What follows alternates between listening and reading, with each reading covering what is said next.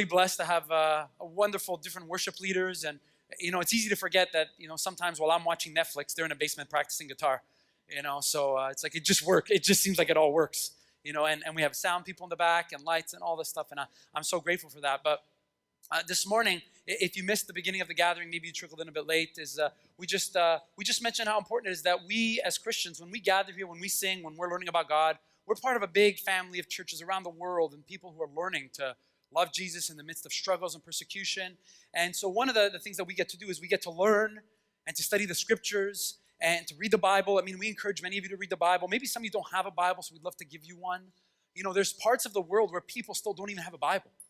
Like they're not able to read or they're not able to even get the scripture. So it's easy for us to take for granted the blessing of doing what we're just about to do right now.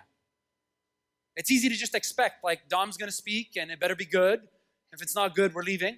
Did you say amen? Watch it, girl. Anyway, no, but we just take all those things for granted. And so this morning, I just really pray that we remember how sacred and how special this is, that we're here and we're learning together. And so a few weeks ago, I had a chance to talk to somebody that I've been telling a little bit about the church. And this is an interesting question I get from people all the time. They ask me, like, what do you do for a living?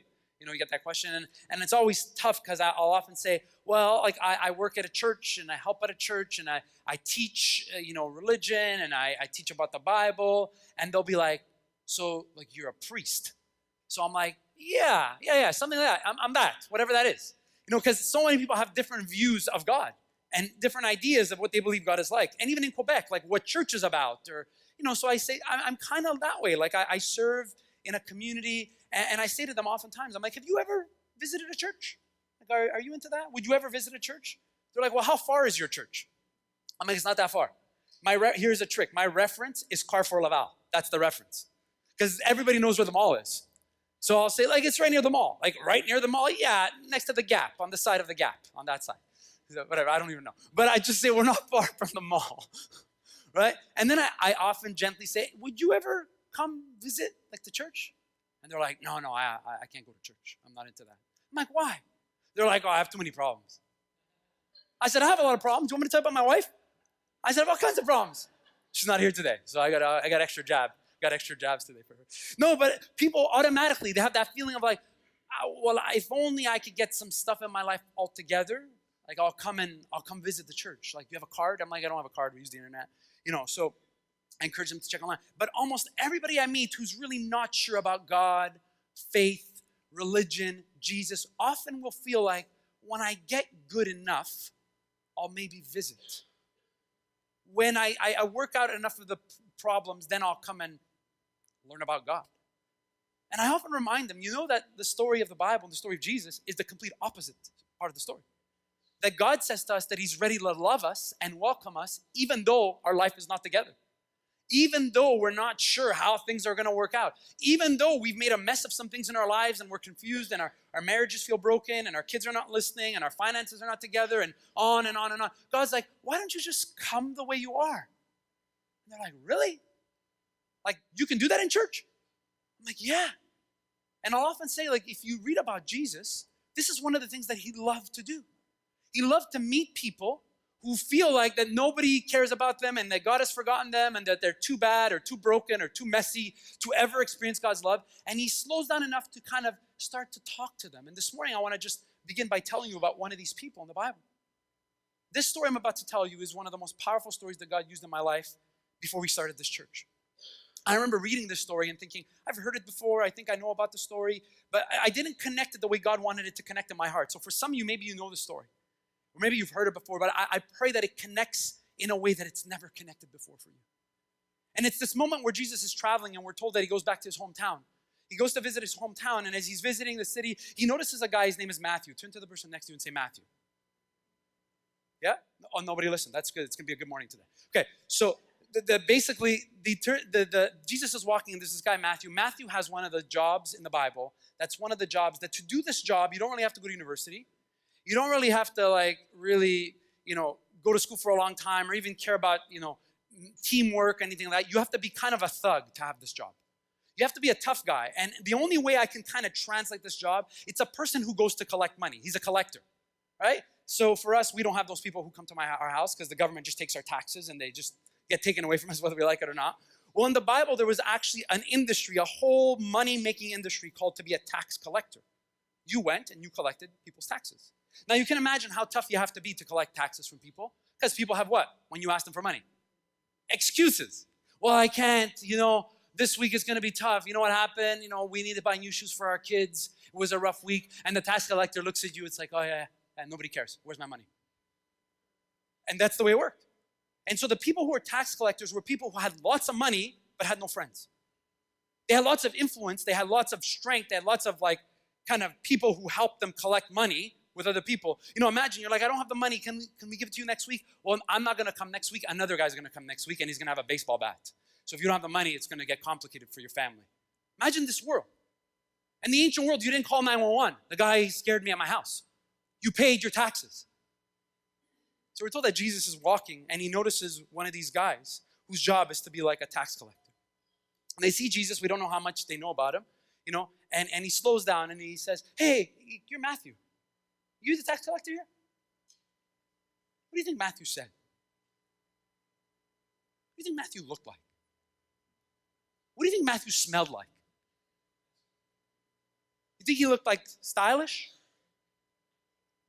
You think when people saw him, they thought he's got a lot of money. He's a tax collector. How many people do you think avoided looking for Matthew so that they didn't have to pay their taxes? I know a few. We're like, bro, we're going to take another street. Matthew's over there. I owe him a few bucks. Let's go another way. He can't see us. Jesus walks right to the place where Matthew is like, hey, you're Matthew, right? He's like, yeah. So you collect taxes here? Yeah. Because you know what we should do? Jesus says to him, we should eat together. You probably know some good restaurants. You're connected here. What are the good places we should eat? Maybe I come to your house. You have a nice house.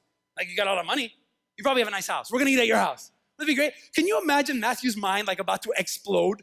Who the heck is this guy? You're not coming to my house? Jesus, it'd be great. It'd be great if we kind of hang out together. And we're told something very subtle in the Bible story that you have to catch, or else you miss the whole story. That as Jesus is kind of doing these kinds of things, there's these religious leaders, these spiritual leaders that are supposed to be like the Bible teachers and the people that remind others that God loves them, that kind of help people who are feeling alone and disconnected and all this stuff. And they see Jesus and they start to talk in low voice. They gossip. They're like, hey, you see, I think Jesus is talking to that tax collector. We read the story in Matthew's gospel, and we have this moment where Jesus had this incredible ability.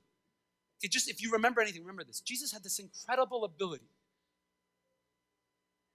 to connect with people who had everything and yet were empty. You know people like that? He had this incredible ability to see in people how no matter how much they were blessed, no matter how much money they had, no matter how much influence they had, they were still somehow empty and wondered about what life was really about. Every time I read stories like this in the Bible, I pray that God would give me that ability better. That God would give me more of an eye to see and a heart to be open, to listen to people who feel like, I got everything, I have influence, I know people, I have a lot of money, but I don't want to talk to anyone about my life. Jesus just shows up. He's like, listen, we should get together. And we're told that in Matthew's gospel, this is what happens. This is profound. It's a profound moment. Then it happened. I love it. Then it happened. You ready for this? It happened. I won't tell you to repeat to each other because you guys don't care what I say. Okay.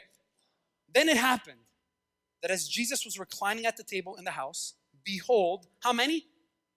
Many tax collectors and sinners came and were dining with Jesus and his disciples. Can you believe it? Jesus is there. He's like, dude, Matthew, you invited your friends? He's like, yeah. Is that okay? I told some of my friends who are tax collectors that they could come meet you too. He's like, wow, that's amazing. Can you imagine the disciples?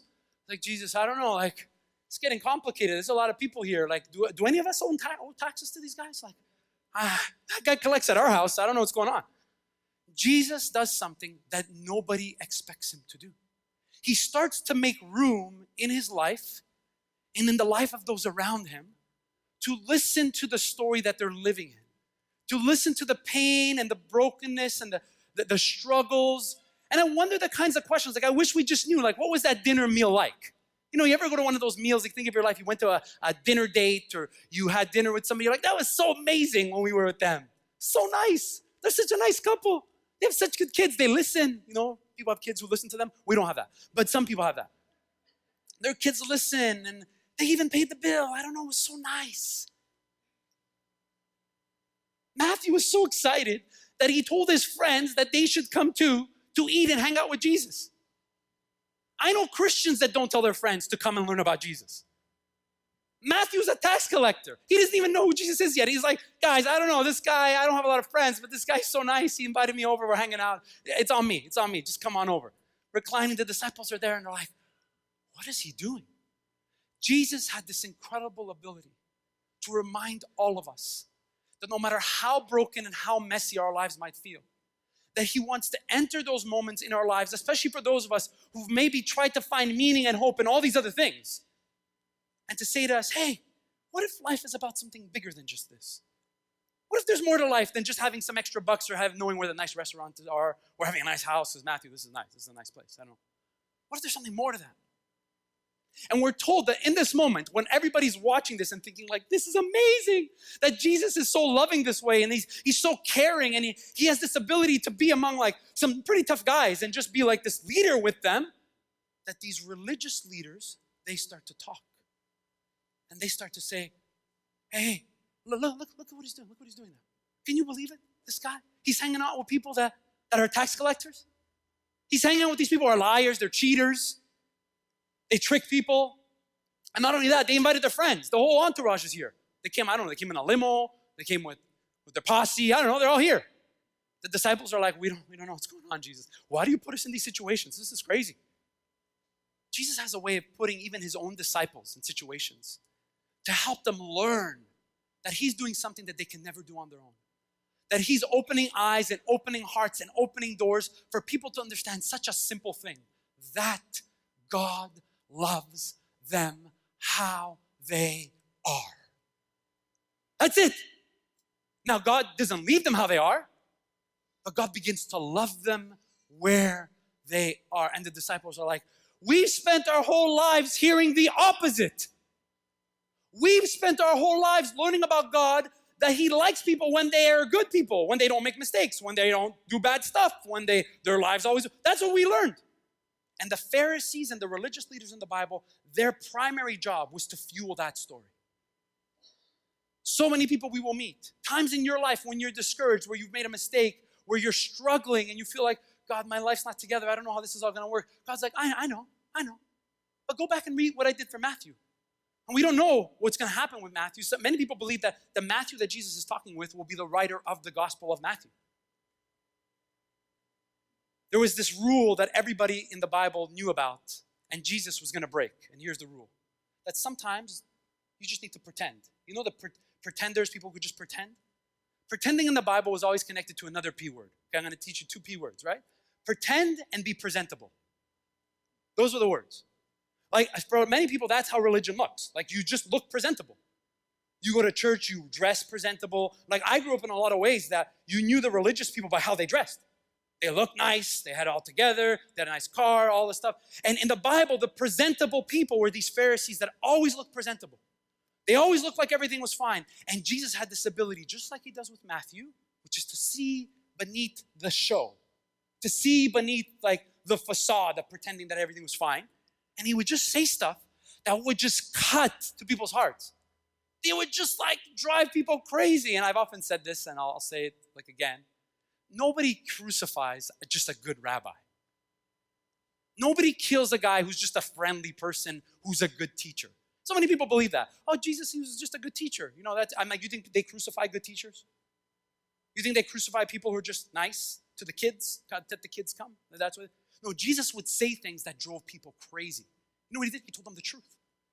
He said to some of you, you're pretending that this is all together. You're pretending that you're religious leaders. You're pretending because you follow all the right religious practices. You look presentable on Sunday. You even know the songs. Your kids have the right friends. It looks all presentable. And Jesus is like, you know what? There's something so much more than that. By the way, it's not bad to have nice clothes and that's not bad at all. But when those things become a shield and a facade for what's going on inside that we ignore, Jesus says, now we have a problem. And this is what he says to the Pharisees, because the Bible tells us that Jesus overhears them talking about his Matthew party. I don't know, the music is loud, they're dancing, it's going crazy. I don't know what they're doing. It's madness. Bunch of tax collectors, you get them together, they know how to party. You know what I'm saying? Okay, so that happens, right? On hearing this, Jesus said, it is not the healthy who need a doctor, but the sick. But go and learn what this means. I desire mercy, not sacrifice. For I have not come to call the righteous, those who think they have it all together, but sinners. Can you imagine the nerve? Have you ever said this to somebody? You need to go back to school and learn. Have you ever said that to anybody? Has anybody ever said that to you? My dad. No, okay. But there's moments like if somebody ever said that to me, I'd be so offended. If somebody says, hey, you know what you need to go back to school and learn what these things really mean. Imagine the nerve of Jesus in front of this moment. You know, maybe you do it in private. You send a private message when nobody's looking, right? Jesus in front of this whole moment, he says to these religious leaders, hey, you who are the ones who should have been reminding people that God loves them, that God makes room for people who feel broken, that God makes room for people who feel like they're alone, that God makes room even for people who are rich and have everything they think they could ever want but are empty inside. You who should have known this, you know what you should do? You should go back and learn what this really means. Now, I tell you this whole story. I mean, every time I read the story, I'm like, how did we miss this? Like, how did we miss this? It's right there. So many of us, we just missed it. Because we all have moments where we're Matthew. We all have moments where we're like, that's me. Like, I'm like Matthew. I mean, I don't have all the money, I don't have all the stuff, but I have things, and I thought I'd be happy if I had more of these things.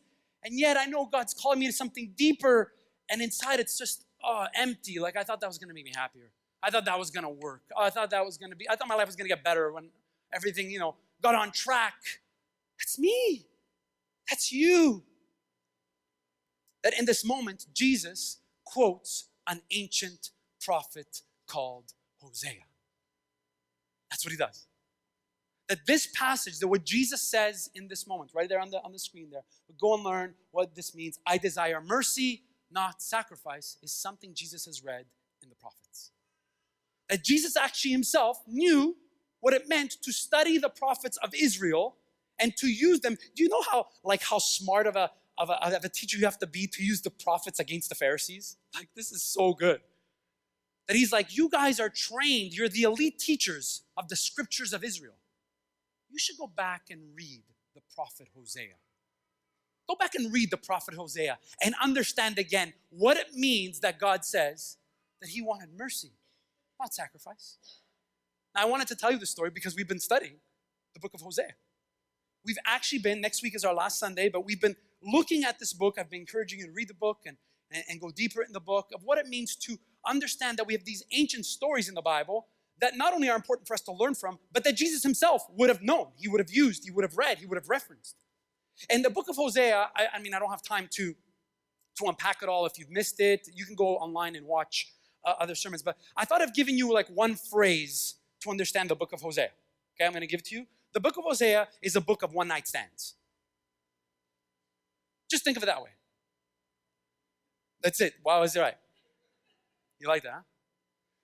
Hosea is a book of watching a woman called Gomer have one-night stands with different men while her husband Hosea is watching their lives fall apart.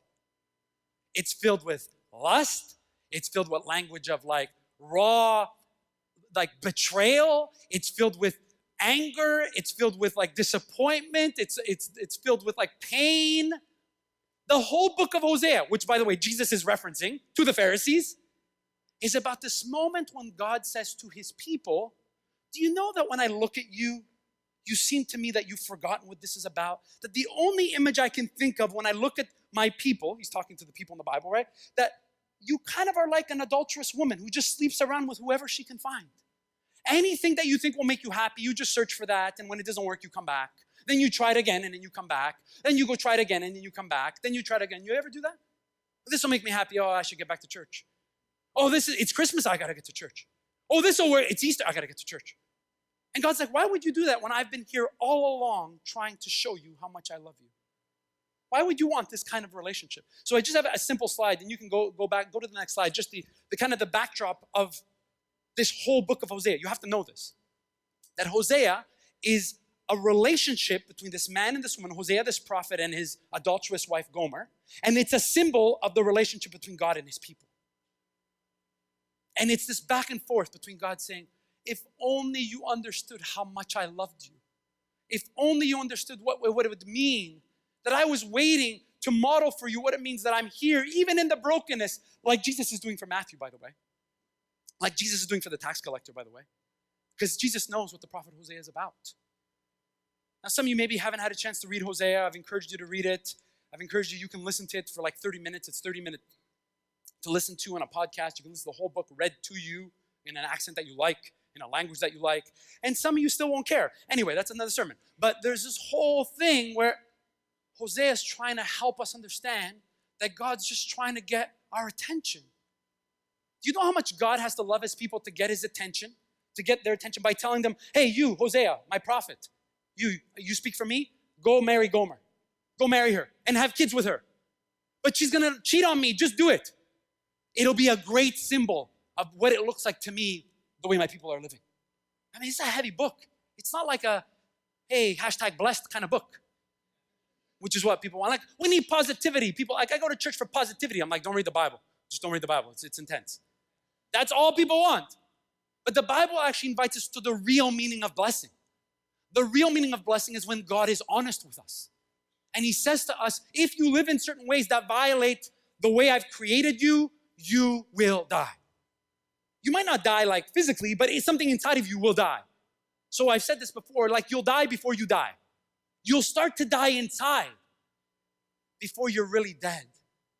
And God's trying to revive his people to like CPR, like they're trying to kind of do the things where you resuscitate. And it's like, you need to be alive. Like I've made you to have a life and to be alive. And inside you're just dying. Think about the things in our lives that we sometimes trust. And in the long run, we're just dying inside. Money will do that. Busyness will do that. Laziness will do that. Being judgmental will do that. Gossip will do that. Unforgiveness will do that. Hatred and anger will just kill you on from the inside out. Like it's just so powerful. And the people have done all these things. And here's the craziest thing, if you remember this, that the people of God had been living through a time of incredible financial blessing. God had blessed them so much. And instead of remembering his faithfulness, like we sang, they're like, whatever, I don't think it's a big deal. We could just do what we want and go on living our lives. So in the book of Hosea, this is the passage that Jesus quotes. You'll just see it behind me. I just have it for you, the whole text. It says this. Therefore, I cut you in pieces with my prophets. I killed you with the words of my mouth.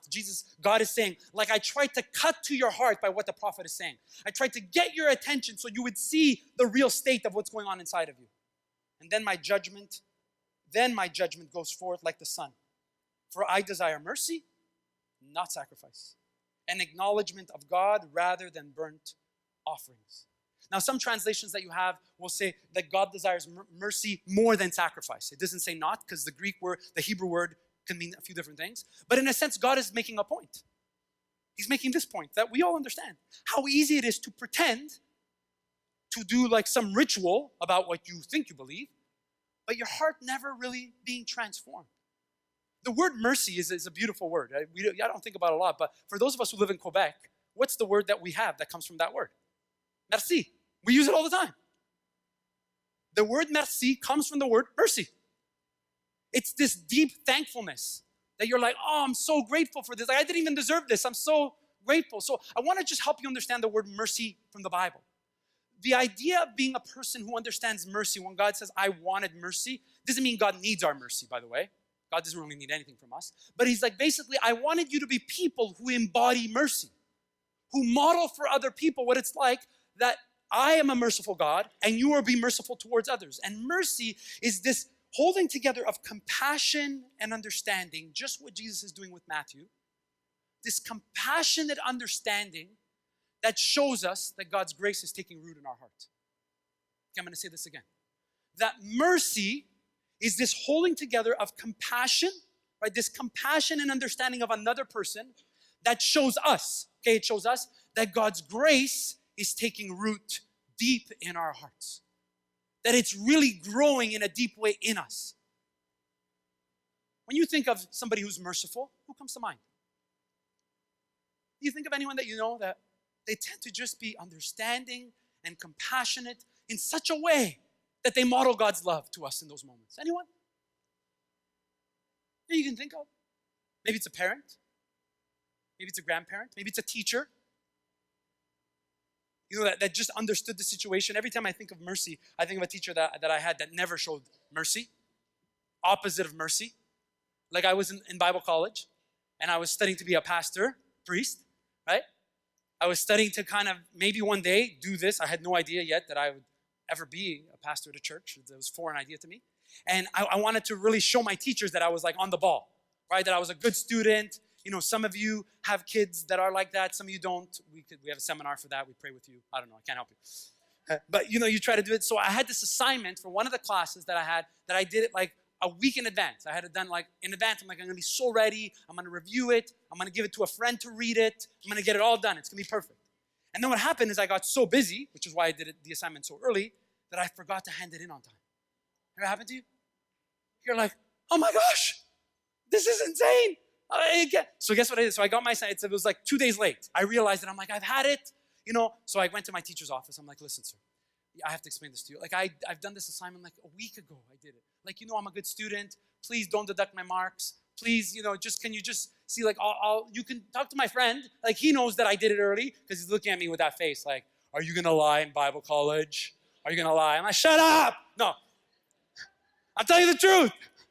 It was true. I was like trying to explain to him. And he looked at me. He's like, sorry, the rules are the rules. I'm like, there is no God. Anyway, in Bible college. But it's that moment where you know there is a rule and the rule is there. But there's a moment also where mercy and understanding help you interpret the rule. See that moment? That's how mercy takes shape. That's how mercy takes root in your heart. Some of the great philosophers of all time. If you've never heard of this guy, his name is Friedrich Nietzsche. He's probably one of the greatest philosophers of this century and an important thinker. He argued that mercy and compassion are the great weaknesses of all Christianity.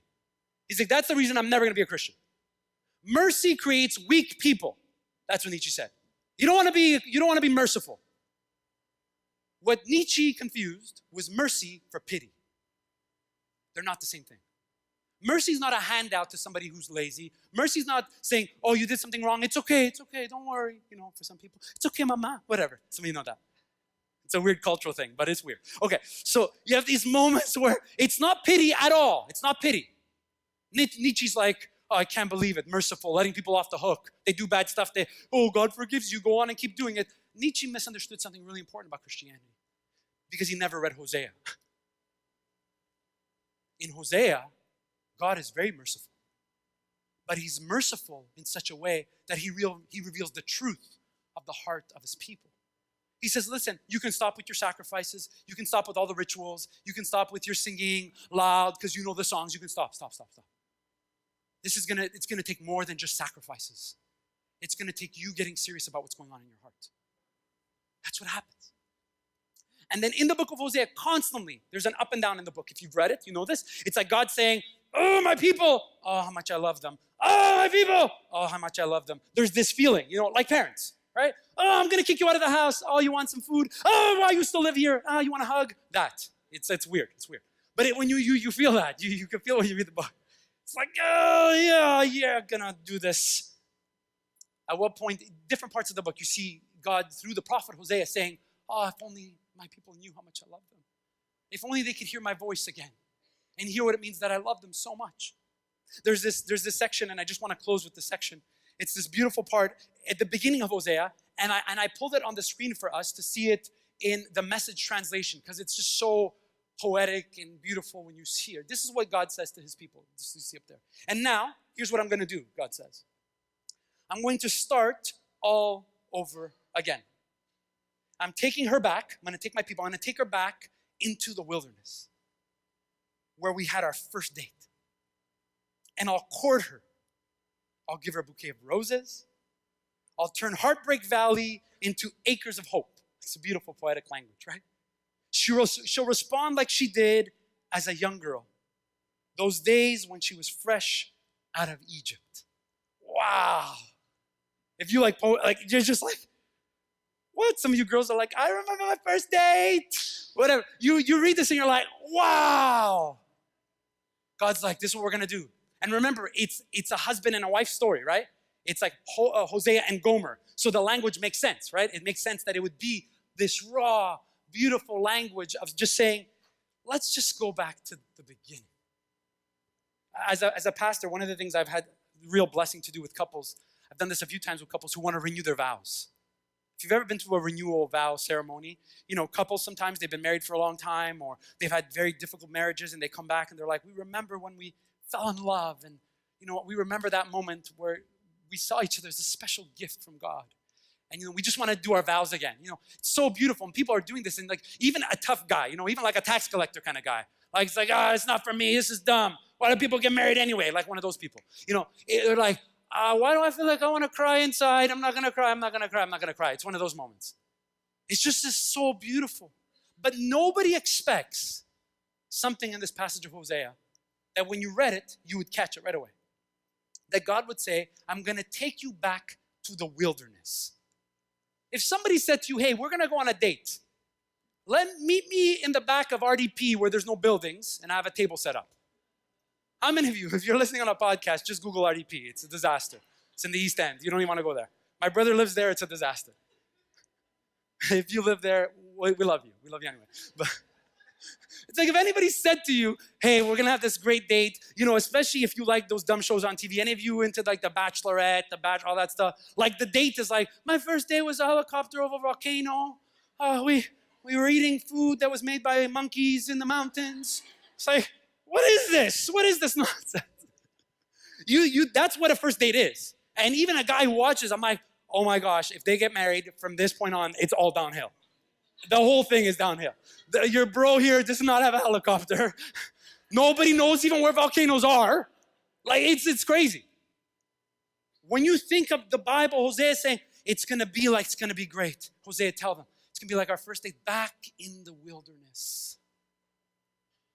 The wilderness was the time where God was with his people in Egypt, in the desert, where there was nothing. You know what was there? Just them and God. That was there. That's what God has to do to us sometimes. He has to take us to a place where we have nothing else, where we have no one else. And he says, okay, let's do this again. Let's do this again, me and you. I love you. My promises, I'm going to be faithful. I'm going to take care of you. I know when it looks like everyone around you has success and it's going better for them. Don't look there. Don't look there. Don't look at them. Look at me. We're on a date. Right here. I love you. I'm going to walk with you. I'm going to provide for you when you think no one else is going to provide. I'm going to be there. Be careful because you will be tempted to look for hope and meaning in all these other things. And then you'll start to make sacrifices out of this ritual and you will have lost what it means that I am the merciful one. And I will always be merciful. So you be merciful as well. You practice mercy with others. You live a life out of the truth of what I've done in your life. Do that for others. Practice that. I tell you all this to tell you that this is exactly what Jesus is doing at that party with those crazy tax collectors. That's what he's doing. He's showing them, there's laws, there's ways. Some of the stuff you guys are doing is illegal. It's got to stop. It's not going to work. But listen, what if there's a God who's so merciful that he would forgive even the worst thing that you tax collectors have done? What if he existed? Would you want to know about him? Something, I don't know, like Johnny over there, he's half drunk. I don't know if he wants to know. Tim, I don't know, he's such a scammer. His wife left him. There's Bill, he's a tax collector. He's the best tax collector. He's loaded. We don't even know how much money he has. She's like, gather in, everybody quiet. What if there was a God? What if there was a Father in heaven who could show you that his mercy is so great and so deep that he'd love you in the midst of all of that? What if? I can imagine some of those guys saying, Jesus, you know a guy like this? And imagine Jesus saying, do I know a God like this? I am that God. Just everybody go home. I could just see in the room, the guy, she's running around. Did you just say that you are that guy? I am that God. Checkmate. Everybody go home. Just go back and read the book of Hosea. It says. That's what this book is about. that Jesus is reminding us of the love of God the Father. He did it for Matthew, he's doing it for us, and he's doing it for everyone we know that thinks that church and God and faith are not for them because they don't know yet. It's too many, they don't know. Don't worry about it. Don't worry about it. You know, as we start to practice what it means to model mercy, to model listening, to model seeing people whose lives are broken and messy and not judge them because we don't know how it happened. We don't know all their story. It's so much easier to just talk about them over there, those weird ones. Jesus is like, stop, not my people. Not the ones who've experienced mercy. Jesus says something to us that he was saying to the people in the Bible, that those who've experienced God's mercy, those who've experienced God's love and compassion are those that should ooze mercy. Not pity, not letting people off the hook, but being understanding and compassionate in a way that we model what it means that God's grace is deep in us. These past few weeks, I've been wrestling with this in my life in so many ways. Because just like you, I'm normal. I meet people, I'm like, that's their problem, I don't care, whatever, all this stuff. And then there's moments where God calls us to demonstrate listening and caring and just being present with people, even when we don't know the answers, even when we don't know what to say.